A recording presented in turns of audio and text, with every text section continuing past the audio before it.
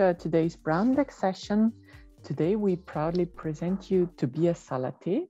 He is Senior Advisor at the Secretariat of the Ramsar Convention on Wetlands. And today he's going to talk about the update of the Global Wetland Outlook and the UN Decade of Ecosystem Restoration. This is going to be a very interesting and comprehensive topic for all protected area managers. And Tobias, today we're asking you the question, is wetland conservation important for the management of conservation areas? So we're looking forward to your answer. The floor is yours, Tobias.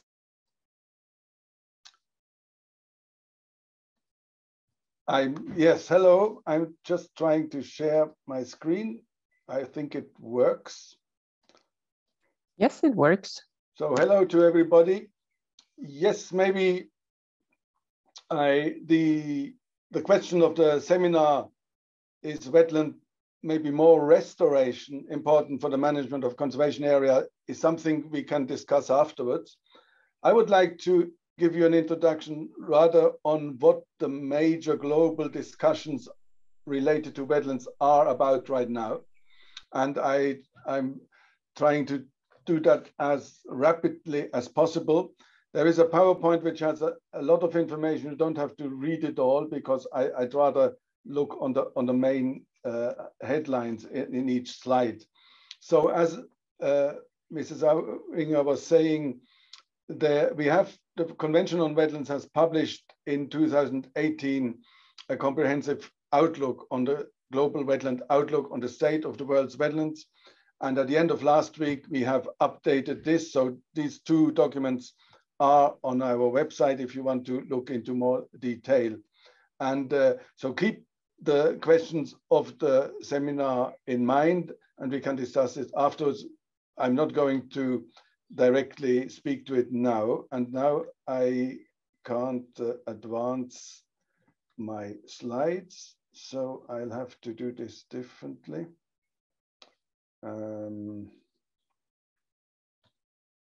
Let me try it differently.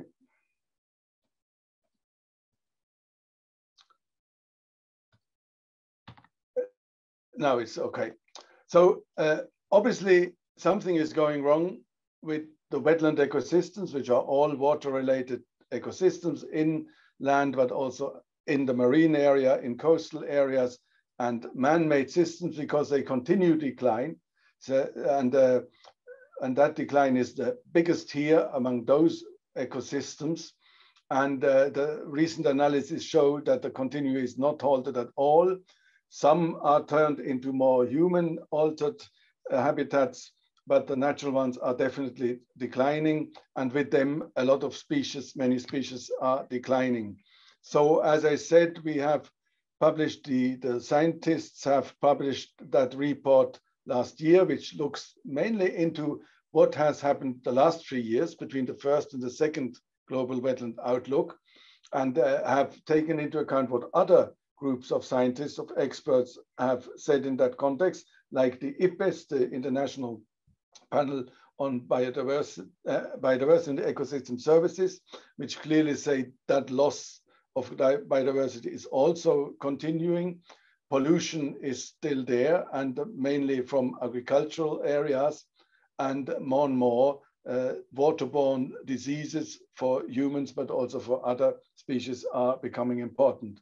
The IPCC, the climate expert panel, is also saying similar things, like that the sea level rise due to the climate change is still rising, coral reefs are bleaching, and the hydrology is changing, that many areas will get drier and have a problem, and in other places there are more floods or so, particularly at both poles, north and south poles, but also in the high altitude alpine areas, the climate change is more quicker.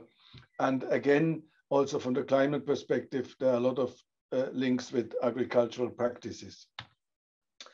So to summarize the global current wetland debate is that in principle, we have a lot of knowledge, and we know also how to respond to many of the challenges. So there are procedures in place how to do stepwise, avoid negative impacts, mitigate impacts which you cannot avoid, and obviously compensate for what we are losing. So these approaches are all there.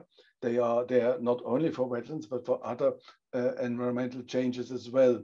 And clearly, it is shown quite clearly that wetland ecosystems are an important part of the development, the global development agenda post 2015. We are now obviously 22 already. So right now this year, the global biodiversity framework is hopefully adopted, the one for after 2020. And as you know, the Sustainable Development Goals are supposed to be achieved by 2030. So it's not many years to come. So that global agenda is still there. So in other words, we are all together asked to continue our analysis of what is changing, what is not going well, and what is behind, what are the drivers. So the Global Wetland Outlook does separate the drivers in three categories: the direct drivers, indirect drivers behind, and the global trends as likely that the global human population is continuing to increasing, that the global climate is changing, and things like this. Maybe separating these drivers in three different levels can help us finding the right practical answers to really get better solutions. So there is a regular analysis of the wetland status and trends. I'm not going into what is written here. I've said the main points before already. And as I said, wetlands are certainly an important natural-based solution, an important ecosystem approach to find solutions for many of the Sustainable Development Goals. That has been analyzed, how these links are there, how they can be established. And also you can find such a summary on that subject on our on our web page, for instance. In general, I think what is a good thing to think about is, if we want to do something for a better environment, for a better future, is to try to respond to different challenges, to multiple challenges, rather than just solving one problem, because one problem may be only interesting one stakeholder group. Multiple solutions may interest more stakeholder, more interest groups, and it may be easier also to find support in terms of policy and political support, but also in financial support. So right now, a picture of, let's say, a Central European landscape, where you see that everything is very much interlinked and closely geographically interlinked. What you see, that Reservoir Lake actually is a Ramsar site, so a protected area for migratory birds. In this case, it is the River Aar, which flows into the Rhine River, which you see in the background. But you see how this is very closely interlinked with human settlements, with infrastructure, and obviously the Reservoir Lake is there mainly to produce hydroelectricity, all those needs. So we definitely need to work on better links between these two, or these different societal demands and needs, and maybe also bringing the protected areas closer to our current societies. So we are speaking more and more about the socio-economic issues.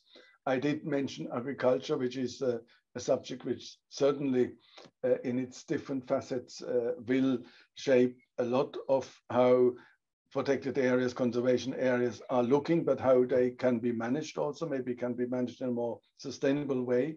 And I did mention the climate change, so carbon sequestration in peat soils, in blue carbon soils of mangroves, of salt marshes, of seagrass beds. And more people are living in urban environments, in cities, more than half of the global population. That trend is likely to continue to increase. Therefore, having natural ecosystem inside the cities, notably wetland ecosystems, can help a lot for cooling the urban climate, for recreation, for biodiversity as well, but also for education and other aspects. And with that, I'm at the theme of the ecosystem restoration decade, has been launched by the United Nations last year, where I think we are now at a stage where restoration is important, not just conservation. There's a lot of potential to make degraded ecosystems better, and notably also in cities or at the edges of cities, like you see in the picture here, to help these different objectives, like multiple objectives, like I was mentioning before, and which you can see listed here. Concretely, the convention's experts have launched last year, at the end of last year, a number of guidance, and that was launched during the COP26, the climate change COP, because I mentioned the peatland soils, which capture a lot of carbon from the CO2 in the atmosphere through photosynthesis that goes into the plants, and then the plants don't decompose completely, but accumulate as peat in peat soils, and there the carbons is ideally stored for thousands of years if we don't destroy or disturb those ecosystems.